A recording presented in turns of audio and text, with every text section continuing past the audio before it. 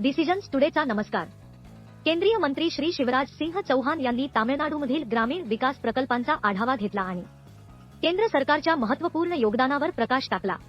नरेगा अंतर्गत 2023 ते 24 मध्ये 12,603 कोटी रुपये वितरित करण्यात आले होते. या वर्षी 7,220 कोटी रुपये रोजगार सुनिश्चित करण्यासाठी वाटप करण्यात आले आहे.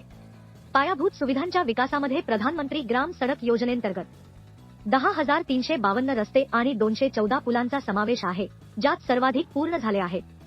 प्रधानमंत्री आवास योजनेचे 8.15 लाख घरे बांधण्याचे उद्दिष्ट आहे, त्यातील 6.31 लाख आधीच पूर्ण झाले आहेत आणि अतिरिक्त 1.42 लाख घरे प्रस्तावित आहेत.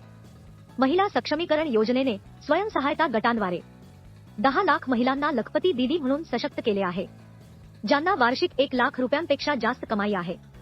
श्री चौहान यांनी तामिळनाडूच्या विकासासाठी केंद्र सरकारच्या वचनबद्धतेला दुजोरा दिला आणि राज्य सरकारला प्रकल्पाच्या अंमलबजावणीला गती देण्याचे आवाहन केले.